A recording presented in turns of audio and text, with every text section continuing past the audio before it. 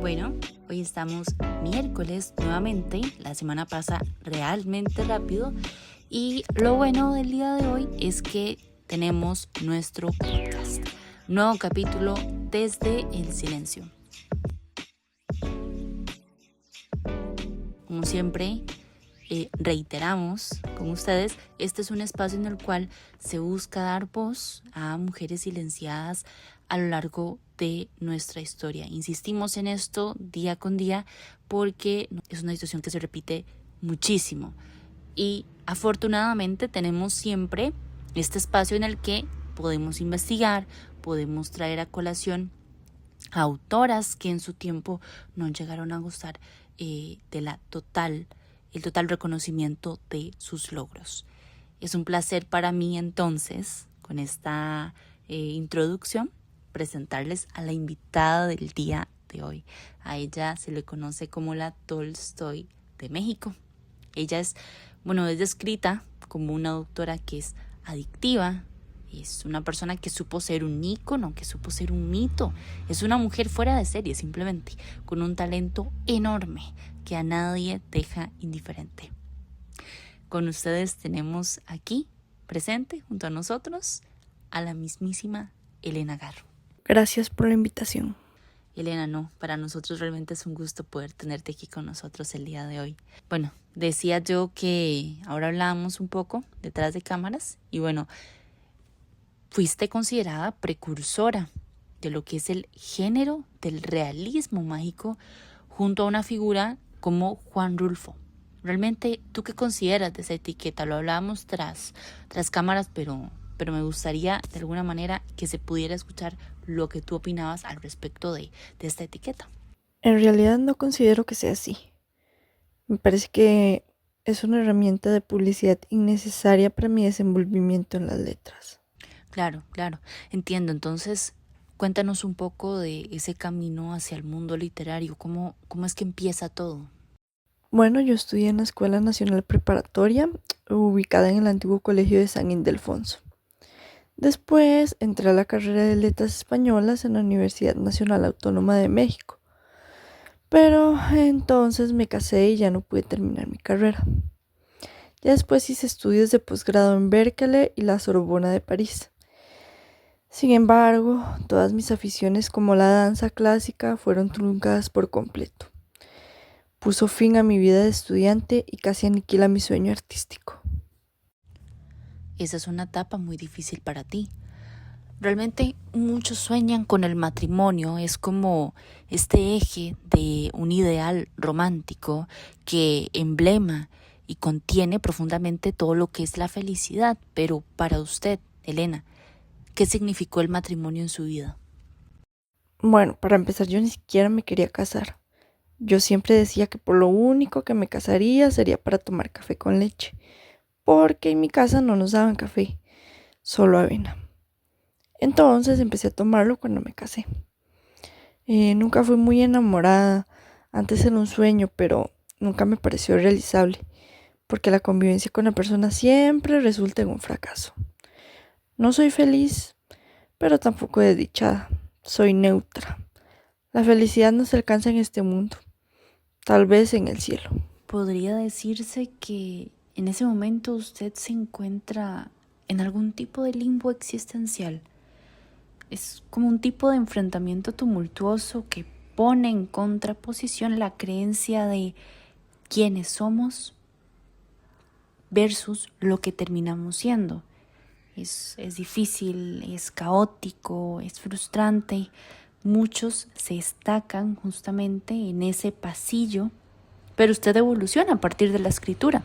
Usted comienza con sus obras de carácter autobiográfico, con estos personajes que tanto nos recuerdan a usted.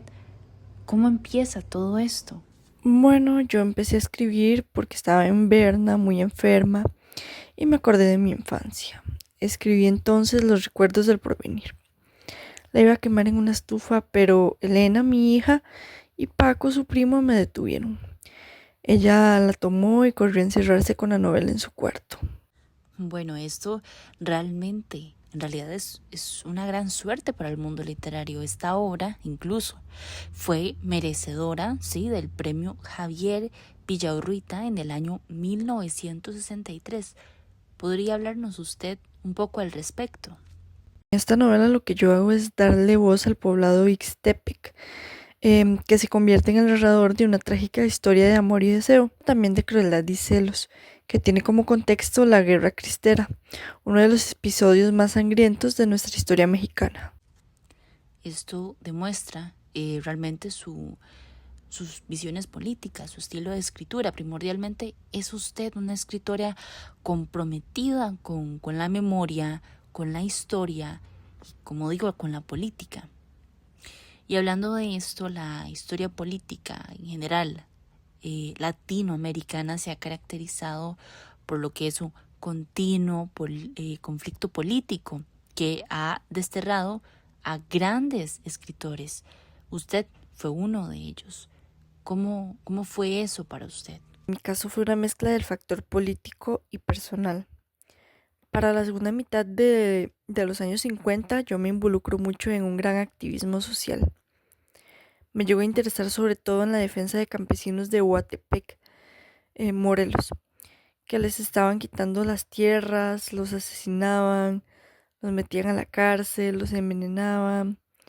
Bueno, todo este activismo provoca mucho malestar, no solamente entre los terratenientes y los oligarcas, sino también los políticos, pues quienes son los dueños de las tierras en México, ¿verdad? Sino los políticos. Y bueno, todo esto desemboca en el 68. Yo nunca he sido una figura complaciente y en ese momento el movimiento estudiantil no tenía una agenda política profunda para las necesidades del país. Yo fui muy cuestionada por los intelectuales de izquierda. Me criticaban, se mofaban de mí, decían que fui culpable junto con Madrazo de haber instigado a los estudiantes y llevarlos a la hoguera. Después de eso terminé publicando El complot de los cobardes, donde hago una crítica muy fuerte a todos los intelectuales y a ese movimiento. Bueno, y en cuanto a mi situación personal, mi esposo, yo vivo contra él, estudié contra él, hablé contra él, defendí a los indios contra él, escribí política contra él. Todo lo que soy es contra él. Te voy a decir que en realidad él es mi enemigo. Elena, las repercusiones de esa amistad entre ustedes dos, usted y su exmarido, realmente han despertado muchísimas discusiones y realmente muy variadas. Hay varios puntos de vista y se han tomado muchísimas libertades a la hora de encasillar un vínculo que al fin de cuentas es privado. Me permito decir que de su exmarido hay afirmaciones muy constantes en los que se le pone en un papel de víctima de sus arrebatos. Hay quienes afirman, y cito: conozco bien los arrebatos que la figura de Elena enciende, el desprecio que escupe sobre su nombre o el afecto que adultera la razón al hablar de ella. ¿Qué opina usted al respecto? Se dan muchísimas libertades sobre mí, mi identidad, mis sentimientos, moral, ética. Quiero decir, ¿qué saben ellos de mis supuestos arrebatos? Se habla de mí como si yo fuera un huracán. Bueno, hipotéticamente hablando, ¿quién desató la tormenta? Me extraña que ellos mismos se encarguen de victimizar a mi exmarido. Obviamente resulta más cómodo acusar a una mujer de histeria que reconocer las carencias psicológicas de los hombres. Cerramos este espacio de reflexión preguntándole lo siguiente. Queremos escucharla. Si tantas veces la redujeron a un mito, a una víctima, a un verdugo, decía usted, a un personaje, ¿cómo quisiera que la recordaran las mujeres que la escuchan ahora, Elena? Como esta mujer de los arrebatos, haciendo hincapié quizás a una valentía, como la escritora incómoda con esta sociedad que la encasilló tanto, o simplemente como alguien que nunca dejó de pelear por decir la verdad, que al fin y al de cuentas es lo que de alguna u otra forma se ha logrado. Yo no quiero que me recuerden con las etiquetas que otros inventaron para buscar culpables y sentirse superiores con una supuesta ética social. Yo no creo ser la loca, pero tampoco querría ser la víctima en algún discursillo de esos que pintan en blanco y negro una realidad que nos pesa a todos. ¿Qué es todo lo anterior sino papeles de teatro? A mí me dieron demasiado de ellos y sin preguntarme si quería representarlos. Que me recuerden si acaso como alguien que escribió contra el silencio, como alguien que no aceptó la obediencia que se esperaba de una mujer, una más de las demás de estas nosotras las mujeres. Lo demás son adornos que la historia pone y quita a su conveniencia. Un día seremos algo más para quienes no nos conocen nada, y así se va la vida. Yo no viví para complacerlos, viví para decir lo que vi y usar la escritura como un armamento que cubre y recubre heridas, pero que también expuso muchísimas con el propósito de encontrarme vulnerable un momento y luego saberme recuperada, fuerte, ahí, puede ser próspera, resiliente. No busquen quién soy aquí o en textos que no haya escrito. Cuando quieran hablarme, ahí me encuentran. Cerramos así desde el silencio. Feliz miércoles a todos.